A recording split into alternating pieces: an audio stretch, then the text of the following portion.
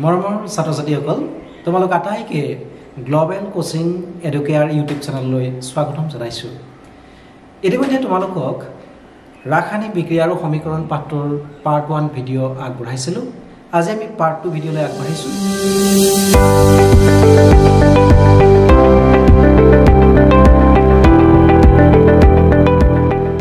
ৰাসায়নিক সমীকৰণ আমি পাঠটোত পোৱা অনুসৰি 4 ধৰণে লিখিব পাৰো। এটা হৈছে বাক্য ৰূপ যাক নেকি আমি সেন্টেন্স ফৰ্ম বুলি কওঁ, আনটো হৈছে শব্দ সমীকৰণ যাক ওয়াৰ্ড ইকুয়েশন বুলি কোৱা হ'ব, তাৰ পিছৰটো হৈছে জকা সমীকৰণ বা স্কেলেটাল ইকুয়েশন, আৰু আনটো হৈছে ৰহনতুলিত ৰাসায়নিক সমীকৰণ বা ব্যালেন্সড কেমিক্যাল ইকুয়েশন। এতিয়া প্ৰথমে আমি চাওঁ আহা যে বাক্য ৰূপ বা সেন্টেন্স ফৰ্ম। তোমালোকে কাৰ্যকলাপ 1.1 পাইছিলা যে ম্যাগনেসিয়াম ফিটা এডাল বায়ুত দহন কৰিলে ম্যাগনেসিয়াম অক্সাইড উৎপন্ন হয়। এটা তাকে আমি বাক্য ৰূপত লিখিছো যে ম্যাগনেসিয়াম ফিটা বায়ুত দহন কৰিলে ম্যাগনেসিয়াম অক্সাইড উৎপন্ন হয়। এটা কথাটো হল বাক্য ৰূপ বুলি কোৱাৰ লগে লগে যথেষ্ট এটা দীঘলীয়া প্ৰক্ৰিয়া হয় আৰু আমাক সময়ৰ প্ৰয়োজন হয়। গতিকে ইয়াক কিবা সমু কৰিব পাৰি নেকি, সেই উদ্দেশ্যে আন এটা ৰূপ উলাইছে, সেইটো হৈছে শব্দ সমীকৰণ বা ওয়াৰ্ড ইকুয়েশন, যাক নেকি সেই বাক্য ৰূপত থকা মৌল বা যৌগসমূহ আমি সমুৱাই লিখিছো। অৰ্থাৎ চোৱাচোন বাৰু যে ম্যাগনেসিয়াম যোগ অক্সিজেন উৎপন্ন হৈছে ম্যাগনেসিয়াম অক্সাইড। এটা কথাটো হল যে এই ৰূপটো আমাক কি লাগে, কিছু সময়ৰ প্ৰয়োজন। তো সেয়েহে আমাক আৰু কিছু সমু কৰিব পাৰি নেকি, সেই উদ্দেশ্যে আন এটা ৰূপ উলাইছে, সেই ৰূপটো হৈছে তোমাৰ জকা সমীকৰণ যাক স্কেলেটাল ইকুয়েশন বুলি কোৱা হয়। জকা সমীকৰণত আমি তাহাঁতৰ কেৱল চিহ্ন বা সংকেত ব্যৱহাৰ কৰিম। এটা ম্যাগনেসিয়ামৰ চিহ্ন হৈছে Mg আৰু অক্সিজেনৰ চিহ্ন O2, উৎপন্ন হৈছে ম্যাগনেসিয়াম অক্সাইড। এটা কথাটো হল এইখিনি লিখোতে তোমালোকে এটা কথা মন কৰিছা যে বাওফাল আৰু সোঁফাল। গতিকে বাওফালে বুলি কোৱাৰ লগে লগে সে ম্যাগনেসিয়াম যোগ অক্সিজেন উৎপন্ন হল ম্যাগনেসিয়াম অক্সাইড। এটা দেখিছা এই কাৰ্চিনডালৰ এইফালে আছে বাওফাল হৈ, অৰ্থাৎ যাক আমি বিক্ৰিয়ক পদাৰ্থ বুলি কওঁ, আৰু সোঁফালৰ খিনি কোৱা হয় বিক্ৰিয়াজাত পদাৰ্থ।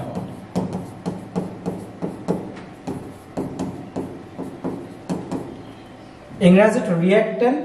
আৰু এইফালে কোৱা হয় প্ৰডাক্ট। এতিয়া বিক্ৰিয়ক পদাৰ্থত যদি এটাতকৈ অধিক মৌলই হওক যৌগই হওক থাকে, তেতিয়াহ'লে আমি সিহঁতক যোগ চিহ্নৰ সহায়ত পৃথককৈ দেখুৱাব লাগে। ঠিক একেদৰে যদি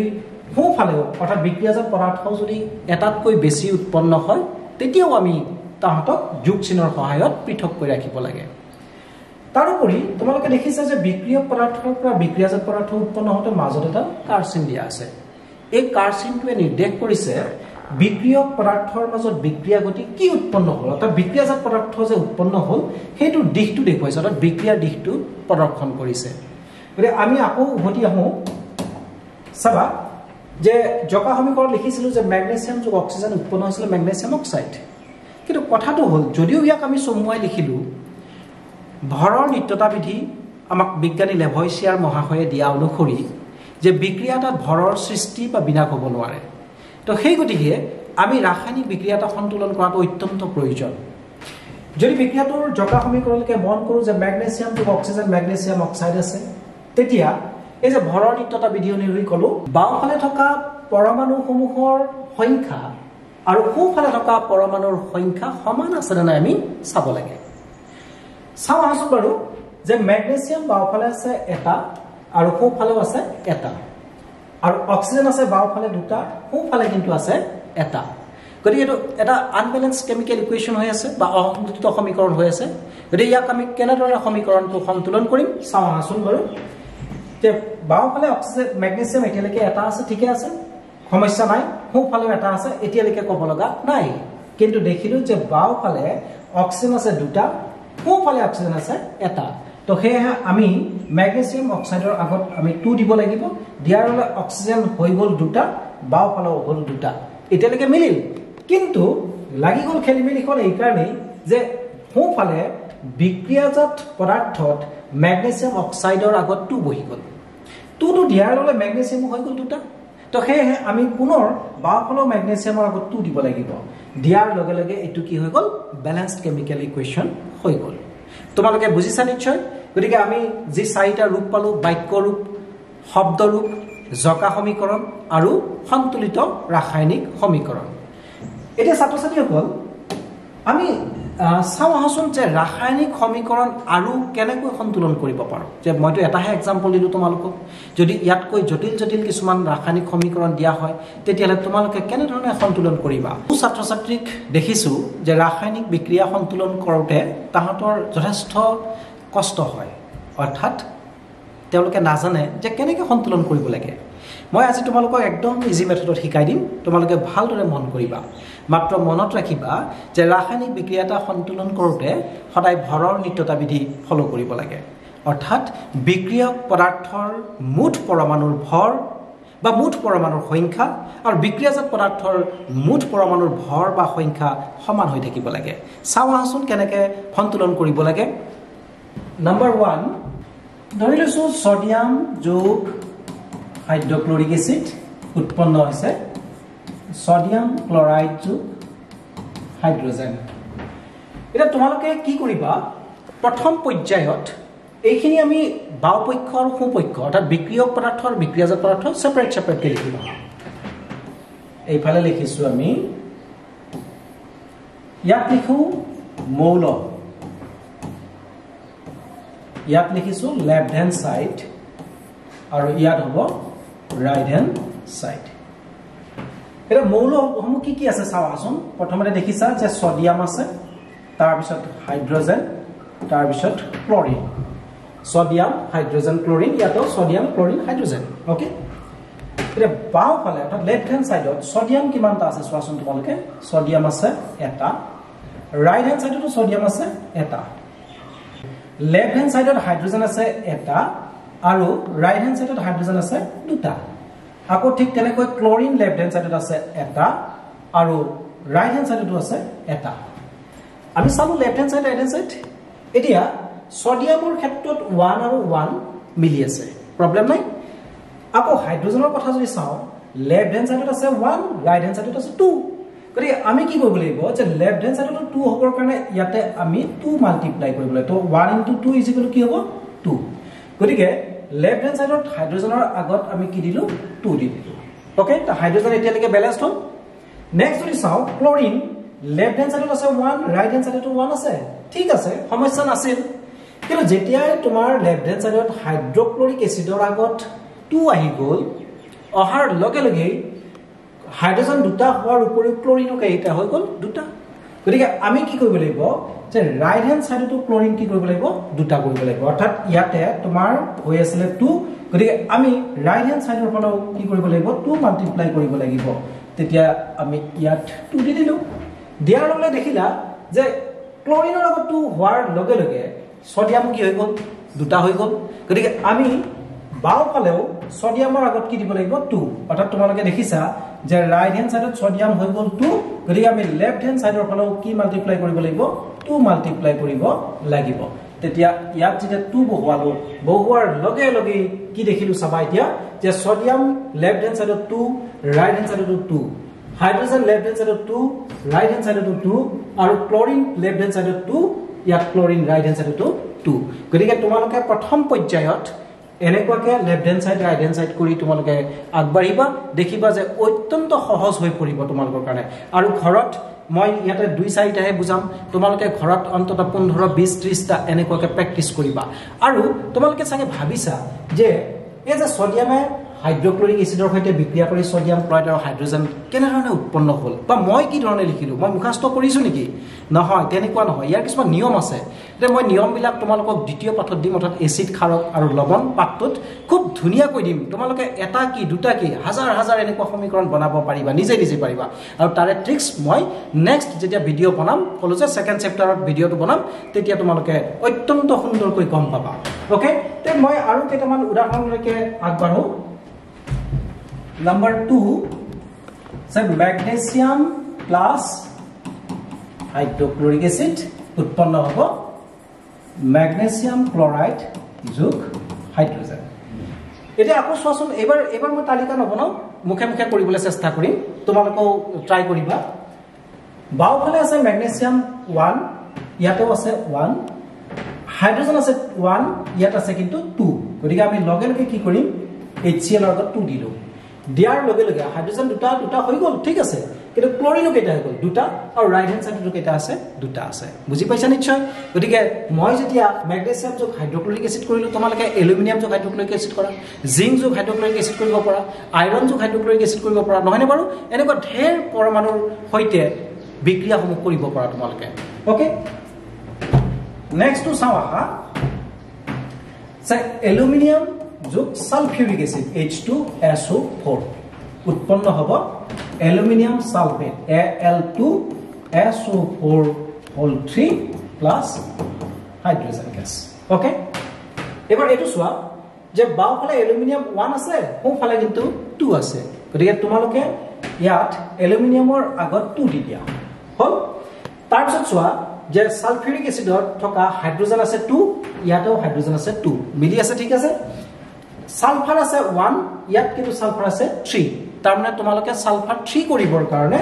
বাওফালে ইয়াত 3 এটা মাল্টিপ্লাই কৰিব লাগিব ওকে তেতিয়া এইবাৰ সোৱা অক্সিজেন কিমান হৈ গল 3 4 যা 12 বা 3 4 গুণ 12 টা হৈ গল অক্সিজেন আৰু এইফালে সোৱা অক্সিজেন 4 3 গুণ 12 গতিকে অক্সিজেন মিলিল আকৌ প্ৰবলেম কি হ'ল জানা হাইড্ৰোজেন কি হৈ গল 3 2 গুণ 6 টা হৈ গল ইয়াত কিন্তু হাইড্ৰোজেন আছে দুটা গতিকে তোমালোকে ইয়াত দিব লাগিব 3 3 2 গুণ কেটা হৈ গল 6 টা এতিয়া আমি পুনৰ সামহাসন চেক কৰো যে ঠিকে আছে না নাই এলুমিনিয়াম দুটা আছে ইয়াতো এলুমিনিয়াম দুটা হৈ গল হাইড্ৰোজেন 3 2 গুণ 6 টা হৈ গল ইয়াতো 3 2 গুণ 6 টা হৈ গল আৰু সালফাৰ 3টা 3 টু মাল্টিপ্লাই হৈছে দেখিছা তোমালোকে সালফাৰ 3টা তো ইয়াতো সালফাৰ এয়া 3টা হৈ গল নেক্সট তোমাৰ অক্সিজেন কিমান হল 4 3 গুণ 12 ইয়াতো অক্সিজেন কিমান হৈ গল 4 3 গুণ 12 ওকে মিলিছে পাৰিবা নিশ্চয় ঠিক আছে নেক্সট এটা চাও আহা 3 নম্বৰ গল এটা 4 নম্বৰ চাও সে ম্যাঙ্গানিজ যোগ নাইট্ৰিক এসিড উৎপন্ন হ'ব ম্যাঙ্গানিজ নাইট্ৰেট যোগ হাইড্ৰোজেন এটা চাবা যে লেফট হ্যান্ড সাইড বা বিক্ৰিয়ক পদাৰ্থত ম্যাঙ্গানিজ আছে এটা ইয়াতো এটা আছে ওকে ঠিক আছে ইয়াত হাইড্ৰোজেন আছে এটা সোঁফালে কিন্তু হাইড্ৰোজেন আছে দুটা গতিকে তোমালোকে এটা কি দিয়া 2 এটা দি দিয়া হাইড্ৰোজেন মিলিল নেক্সট তোমালোকে চোৱা যে সোঁফালে যদি মন কৰো নাইট্ৰোজেন আছে দুটা ইয়াতো নাইট্ৰোজেন কেটা হৈ গল দুটা হৈ গল ওকে অক্সিজেন 3 2 গুণ 6 টা হৈ গল ইয়াতো 3 2 গুণ কেটা 6 টা মিলি আছে দেখিছা ছাত্ৰ ছাত্ৰীসকল তোমালোকে আৰু অধিক ৰাসায়নিক বিক্ৰিয়া সন্তুলন কৰিবলৈ চেষ্টা কৰা এটা সন্তুলন কৰোতে যদি সমস্যা পোৱা কমেন্ট কৰি জনাবা মই নিশ্চয় তোমালোকক হেল্প কৰিম তোমালোকে ইতিমধ্যে ৰাসায়নিক বিক্ৰিয়াটা কি ধৰণে লিখিব লাগে তা সমীকৰণৰ ৰূপত লিখি কি ধৰণে ব্যালেন্স বা আনব্যালেন্স হৈ থাকিলে কেনেকৈ ব্যালেন্স কৰিব লাগে এই বিষয়ে গম পালা কিন্তু এতিয়া আমি সেই ৰাসায়নিক সমীকৰণ এটা অধিক তথ্যপূৰ্ণ কৰিবলৈ কিছুমান কন্ডিশন এপ্লাই কৰিব লাগে যদি কন্ডিশন বিলাক এপ্লাই কৰো তেতিয়া বিক্ৰিয়াটো একদম কলো যে একাদশত বৃহস্পতি নিচিনা হৈ পৰে অৰ্থাৎ সাবাসন বাৰু যে এই বিক্ৰিয়াসমূহকে আমি কি ধৰণে প্ৰকাশ কৰিম বা বিক্ৰিয়া শৰ্তবিলাকটো কেনেকুৱা ধৰণৰ চাও আমি সদ্যহতে তিনি ধৰণে প্ৰকাশ কৰিব পাৰো নাম্বাৰ 1 ভৌতিক অৱস্থা বা ফিজিক্যাল স্টেটস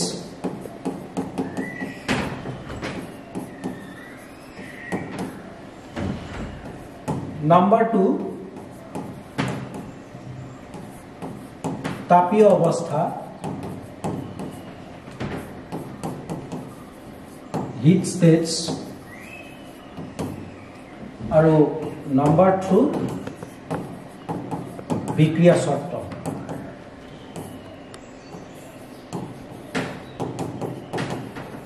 কন্ডিশনস ওকে এটা প্ৰথমে যদি আলোচনা কৰো যে ভৌতিক অৱস্থা মানে কি তেতিয়া মন কৰিবা যে ৰাসায়নিক বিক্ৰিয়াত আমি এটা চাৰিটা ভৌতিক অৱস্থা পাম নাম্বাৰ 1 হৈছে গোটা যাক আমি এসএৰে ইন্ডিকেট কৰিম অৰ্থাৎ সলিড নাম্বাৰ 2 তৰল লিকুইড এলৰে ইন্ডিকেট কৰিবা নাম্বাৰ 3 জলীয় একুয়াছ বুলি কোৱা হয় ইংৰাজীত আৰু এখানে একিউ ৰে ইন্ডিকেট কৰিছো আৰু নাম্বাৰ 3 হৈছে 4 হৈছে গেসীয় বা গেসিয়াস যাক আমি জি ৰে ইন্ডিকেট কৰিম এতিয়া এই যে এস এল এ কিউ জি কোড লিখিম আমি কেনে ধৰণে লিখিম কাৰ তাত লিখিম সেই কথাখিনি জনাটো অত্যন্ত দৰকাৰী তোমালোকে যিমান বিলাক ধাতু পাবা কিন্তু কেইটামান বুলি ক'লে ভুল হ'ব মাৰ্কিউৰি কিন্তু একমাত্ৰ তৰল ধাতু মাৰ্কিউৰিৰ বাহিৰে যিমান বিলাক ধাতু থাকে সবতে তোমালোকে কি কৰিবা এছ ব্যৱহাৰ কৰিবা আৰু ধাতুবিলাক সাধাৰণতে পৰ্যায়বৃত্ত তালিকাৰ বাওঁফালে অৱস্থিত একমাত্ৰ এটা অধাতু হাইড্ৰোজেনটো ধাতুৰ পিনে থাকে কিন্তু কিয় থাকে সেইটো কথা আমি থাৰ্ড চেপ্টাৰটো যেতিয়া বুজাম তেতিয়া কম তাৰ পিছতে যিবিলাক অধাতুবিলাক সাধাৰণতে পৰ্যায়বৃত্ত তালিকাৰ সোঁফালে অৱস্থিত আৰু অধাতুসমূহ গোটা তৰল আৰু গেছীয় তিনিটা অৱস্থাতে পাওঁ তাৰ ভিতৰত যিবিলাক গেছীয় অৱস্থাত থকা অধাতু আছে যেনে অক্সিজেন নাইট্ৰজেন হাইড্ৰজেন ইত্যাদি এইবিলাক হৈছে গেছীয় অৱস্থাত থকা আৰু কাৰ্বন সালফাৰ ফসফৰাছ ইহঁত জেনেৰেলি তোমাৰ গোটা অৱস্থাত থাকিব আৰু একমাত্ৰ এটা অধাতু ব্ৰমিন যি নেকি তৰল অৱস্থাত থাকিব গতিকে কোনকেইটা ধাতু কোনকেইটা অধাতু কি অৱস্থাত থাকিব ইতিমধ্যে মই কৈছো সেই কথাখিনি তোমালোকে মনত ৰাখিবা আৰু তৰল বুলি ক'লে ইতিমধ্যে মাৰ্কিউৰি তৰল হিচাপত থাকিব বা ব্ৰমিন তৰল হিচাপত থাকিব জলীয় মানে কেনেকুৱা হয় মনত ৰাখিবা যে কোনো পদাৰ্থ যেনিবা ধৰি লৈছো সোডিয়ামটো আমি গোটা অৱস্থাত পাইছিলো কিন্তু তাক যেতিয়া নেকি আমি পানীত দ্ৰৱীভূত কৰিম বা মেগনেছিয়ামক যেতিয়া পানীত দ্ৰৱীভূত কৰিম তেতিয়া হিহতে অন্য এটা ৰূপলৈ আগবাঢ়িব আৰু সেই ৰূপটোকে কোৱা হ'ব জলীয় তাৰপিছত গেছিয়াছ ইতিমধ্যে ক'লোৱেই মই কোনবিলাক গেছীয় অৱস্থাত থাকিব এতিয়া বিক্ৰিয়াবিলাকৰ আমি যদি উদাহৰণ সহ আগবাঢ়ো তোমালোকে আৰু অধিক গম পাবা তাৰপিছত ঠিক তেনেকৈ তাপীয় অৱস্থা আমি আলোচনা কৰিম আকৌ বিক্ৰিয়া চৰ্তনো কোনবিলাক হয় কেনেকুৱা হয় সেই বিষয়ে আমি আলোচনা কৰিম এতিয়া প্ৰথমে চাওঁ আহা ভৌতিক অৱস্থা উদাহৰণ সহ তোমালোকৰ কাৰ্যকলাপ যেটো 1.1 আছিল তাতে আছিল কি যে ম্যাগনেসিয়াম যোগ অক্সিজেন উৎপন্ন হৈছিল ম্যাগনেসিয়াম অক্সাইড এতিয়া ইহঁতৰ যদি ভৌতিক অৱস্থা লিখো ম্যাগনেসিয়াম ধাতু গতিকে এই গোটা অৱস্থাত থাকিব অক্সিজেন গেছীয় অৱস্থাত থাকিব আৰু ম্যাগনেসিয়াম অক্সাইড এই গোটা অৱস্থাত থাকিব ছাত্ৰ-ছাত্ৰীসকলে মনত ৰাখিবা যিবিলাক ধাতব অক্সাইড যেনে sodium oxide magnesium oxide aluminium oxide zinc oxide যিমানবোৰ ধাতব অক্সাইড আছে সাধাৰণতে সেইবোৰ গোটা অৱস্থাত আমি পাওঁ গতিকে not only magnesium oxide বাকি যিমান ধাতব অক্সাইড থাকে তোমালোকে এস লিখিবা এতিয়া সন্তুলন কৰোঁ আহাছো বাওঁফালে ম্যাগনেসিয়াম 1 আছে সোঁফালেও 1 আছে মিলি আছে বাওঁফালে অক্সিজেন 2 সোঁফালে 1 আছে গতিকে আমি এটা আগত 2 দিলো দিয়াৰ লগে লগে ম্যাগনেসিয়াম আকৌ 2 হৈ গ'ল ইয়াতো আমি কি কৰিলো 2 হৈ গ'ল ওকে নাম্বাৰ 2 সে সোডিয়াম যোগ অক্সিজেন আকৌ কি হ'ব সোডিয়াম অক্সাইড আকৌ একে নিচিনা কই এটু হ'ব S এটু হ'ব G আৰু এটু হ'ব পুনৰ S সন্তুলন কৰো বাওঁফালে 1 আছে সোডিয়াম ইয়াতে 2 আছে গতিকে তোমালোকে ইয়াতে 2 দিয়া অক্সিজেন ইফালে 2 আছে তাত 1 আছিল গতিকে ইয়াতে আমি 2 দিলো দিয়াৰ লগে লগে হৈ গ'ল খেলিমেলিখন অৰ্থাৎ সোডিয়াম কিমান হৈ গ'ল 2 2 যা 4 অৰ্থাৎ 2 2 4টা হৈ গ'ল গতিকে ইয়াতে আমি দুটা ঠাইত কি লিখিব লাগিব 4টা লিখিব লাগিব ওকে নাম্বাৰ 3 যদি চাও সে সোডিয়াম বা এলুমিনিয়াম এটি জানিবা এলুমিনিয়ামে আমাৰ যদি সালফিউৰিক এসিডৰ সৈতে বিক্ৰিয়া কৰে তেতিয়া হলে aluminium sulphate plus hydrogen gas উৎপন্ন কৰিব এটা সো এলুমিনিয়াম ধাতু গতিকে আমি এস লিখিম সালফিউৰিক এসিড জলীয় অৱস্থাত থাকিব অৰ্থাৎ একিউ লিখিছো এলুমিনিয়াম সালফেট এটা চাবা যে ধাতু এটা যেতিয়া নেকি এসিডত লগ লগাই দিলো ধাতুটো এসিডত দ্ৰৱীভূত হৈ যাব গতিকে তোমালোকৰ কি হ'ব যেটো উৎপন্ন হ'ব যেটো বিক্ৰিয়াজাত পদাৰ্থ হ'ব এলুমিনিয়াম সালফেট সেই লবণ হিচাপত থাকিব আৰু সেই লবণটো কি হ'ব একুয়াছ ফৰ্মত থাকিব অৰ্থাৎ জলীয় অৱস্থাত থাকিব একিউ আৰু হাইড্ৰোজেন গ্যাস ওকে এতিয়া সন্তুলন কৰাছোন এলুমিনিয়াম 2 আছে ইয়াতেও কি দিয়া 2 দিয়া তাৰ পিছত ইয়াতে যদি চাও তোমাৰ হাইড্ৰোজেন 2 ইয়াতে হাইড্ৰোজেন 2 আছে সালফাৰ 3 ইয়াতে আছে 1 গতিকে আমি আগত 3 দি দিম তাৰ পিছত অক্সিজেন 4 3 * 12 ইয়াতো কি আছে 4 3 * 12 কিন্তু দেখা গল হাইড্ৰোজেন কি হৈ গল 3 2 * 6 গতিকে ইয়াতে তুমি কি দিব লাগিব 3 দিব লাগিব তো এনে ধৰণে ইহতৰ যেবিলাক ভৌতিক অৱস্থালৈকে আমি প্ৰদৰ্শন কৰিব পাৰো ওকে নেক্সট আমু আমাৰ দ্বিতীয়টো কি আছিল যে তাপীয় অৱস্থা এটো চ যে তাপীয় অৱস্থা তে তাপীয় অৱস্থা বুলি কোৱালে কি হয় জানা যে বিক্ৰিয়াবিলাক যেতিয়া সংঘটিত হ'ব কিছুমান বিক্ৰিয়াক তাপ প্ৰয়োগ কৰিব লাগে আৰু কিছুমান বিক্ৰিয়া সংঘটিত কৰি তাপ উৎপন্ন কৰে ছাত্ৰ-ছাত্ৰীসকলে মনত ৰাখিবা যে যিবিলাক বিক্ৰিয়াত তাপ প্ৰয়োগ কৰিব লাগে সেইবিলাকক কোৱা হয় তাপবৰ্জী ৰাসায়নিক বিক্ৰিয়া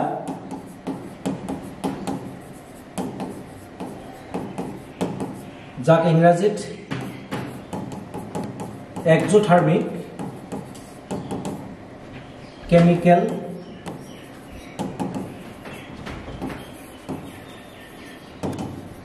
ৰিয়েকচন আৰু আনটো হৈছে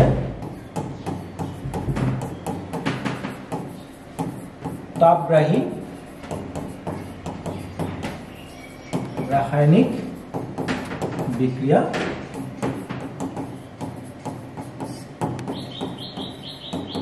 এন্ডোথাৰ্মিক কেমিকেল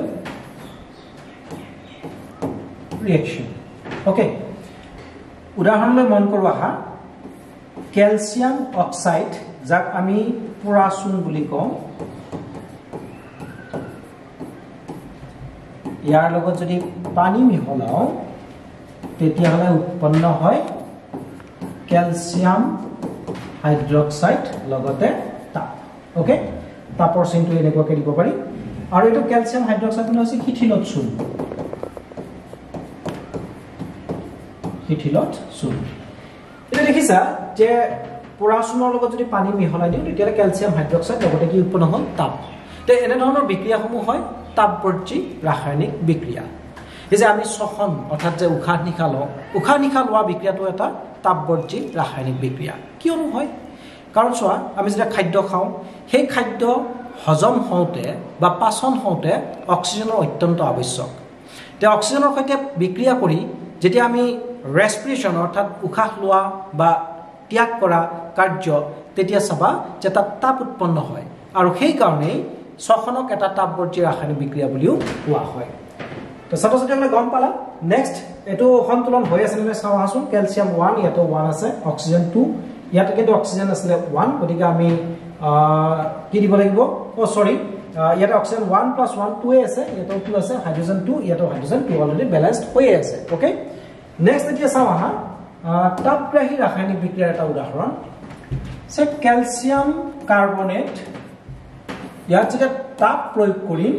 তেতিয়া উৎপন্ন হ'ব ক্যালসিয়াম অক্সাইড যোগ কাৰ্বন ডাই অক্সাইড এটা চোৱা এই বিক্ৰিয়াটো যেতিয়া তাপ প্ৰয়োগ কৰিলেহে কি হ'ব ক্যালসিয়াম অক্সাইড আৰু কাৰ্বন ডাই অক্সাইড গ্যাস উৎপন্ন হ'ব যে অৱস্থা চিহ্ন বহুৱালে ইয়াত এটো সলিড হ'ব এটো সলিডেই হয় কিন্তু এটো কি হ'ব গ্যাস আগতো মই দিয়া নাছিলো অৱস্থা চিহ্ন এটো হৈছে সলিড এটো লিকুইড আৰু এটো হ'ব একুয়াস ওকে তো ছাত্ৰ-ছাত্ৰীসকলে গম পালা যে আমাৰ যেটো দ্বিতীয় কন্ডিশন আছিল অৰ্থাৎ তাপীয় অৱস্থা এই কথাখিনিও কলো নেক্সট এতিয়া আহো বিক্ৰিয়া শৰ্ত মানে কি কিছুমান ৰাসায়নিক বিক্ৰিয়া সংঘটিত হ'বলৈ হলে আমি তাত বায়ুমণ্ডলীয় চাপ প্ৰয়োগ কৰিব লগা হয়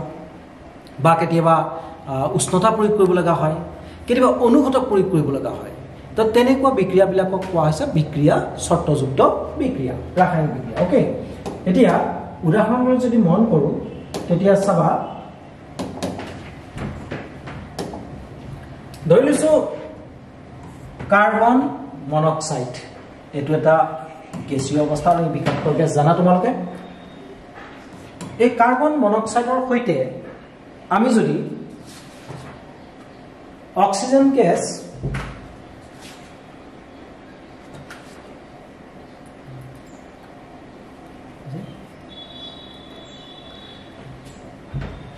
এই কাৰ্বন মনক্সাইডৰ সৈতে যদি আমি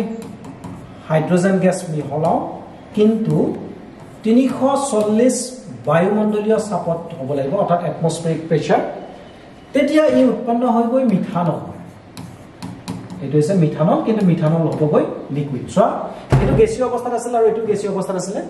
কিন্তু যেতিয়া নেকি তাক অত্যন্ত চাপ দিয়া হ'ল সেই চাপ প্ৰয়োগৰ ফলত দুয়োটা গেছীয় অৱস্থাত লগ লাগি ই তৰললৈকে ৰূপান্তৰিত হ'ল আৰু ইয়াক কোৱা হয় মিথানল তোমালোকক মিথানল ইথানল প্ৰপানল এইবিলাকৰ বিষয়ে চেপ্টাৰ 4 কাৰ্বন আৰু ইয়াৰ যৌগসমূহ এই অধ্যায়ত আমি অধিক মানে বিস্তৃত ৰূপত জনাম তোমালোকক ওকে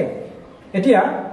সন্তুলন যদি কৰো কাৰ্বন 1 আছে ইয়াতে 1 হাইড্ৰোজেন 3 + 1 অৰ্থাৎ 4 ইয়াতে তুমি 2 মাল্টিপ্লাই কৰিলে হ'ল আৰু অক্সিজেন 1 ইয়াতে অক্সিজেন 1 আছে তো ছাত্ৰ-ছাত্ৰীসকলে বুজি পাইছা যে কি ধৰণে বিক্ৰিয়া শৰ্তসমূহ প্ৰয়োগ কৰি বিক্ৰিয়াটোক আৰু অধিক তথ্যপূৰ্ণ কৰিব পাৰি তোমালোকে পাঠ্যপুথিত ইয়াৰ আৰু উদাহৰণ আছে সেইবিলাক তোমালোকে চাবা মৰমৰ ছাত্ৰ-ছাত্ৰীসকল আশা কৰোঁ আজিৰ ভিডিঅ'টোৰ জৰিয়তে তোমালোক উপকৃত হ'বা তোমালোকৰ ইয়াৰ পৰৱৰ্তী যে অংশ আছে অৰ্থাৎ পাৰ্ট 3 এই পাৰ্ট 3 আমি নেক্সট ভিডিঅ'ত আগবঢ়াম য'ত নেকি ৰাসায়নিক বিক্ৰিয়াৰ প্ৰকাৰসমূহৰ বিষয়ে আলোচনা কৰিম তোমালোকে ভিডিঅ'টো লাইক কৰিবা শ্বেয়াৰ কৰিবা আৰু এনে ধৰণৰ এডুকেশ্যনেল ভিডিঅ'ৰ বাবে আমাৰ চেনেলটো সাবস্ক্ৰাইব কৰিবা ধন্যবাদ